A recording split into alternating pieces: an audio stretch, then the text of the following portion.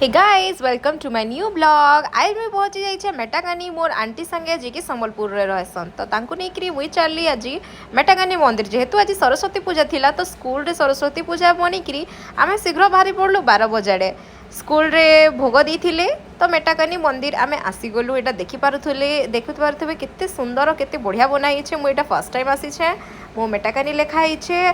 जदि आपण मानकर भितरु केही जदि बुली आसुछन तो सोनपुर के तो जरूर मंदिर के दर्शन करिकरी जिबे। बहुत ही काम और पीस मंदिरटा आ बहुत ही बढ़िया सुंदर बना छे। आ देखि पारुथे एटा चारिपटर दृश्यटा बहुत लोग इन नड़िया चढ़ी छन निजर मनोकामना पूरा करबार लगी। इन मुई मांकर एक्चुअली इन फोटो नेबार मना अच्छे किंतु खराब नहीं भावे बस मुई आमर व्यूअर्स के देखाबार लगी इटा करी तो हेन्ता मोर किसी मोटिव नहीं थाई तेणु आज इटा सरस्वती पूजा थिला बोली बोधे इन आज प्रसाद बंटन होउथिला। प्रसाद रे आमे खाइलु डालमा बनी थिले आउ खिचड़ी भात बहुत ही बढ़िया लगला खाईकरी पूरा मन संतुष्ट हो गला।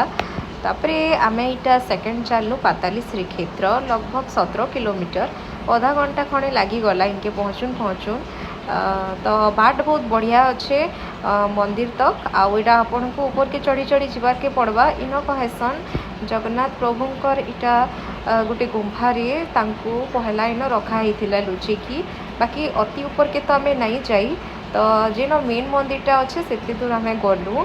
बहुत खरा होता सरस्वती पूजा दिन एक्चुअली बलांगीर और सोनपुर बहुत ही टेम्परेचर बेसी हो 36 38 37 डिग्री आड़े तो यहाँ दुपहर आम आसलु बाकी जहाँ हेले भी दर्शन करले मुई भी जगह देखी नहीं थी तो मुई भी आसीगली।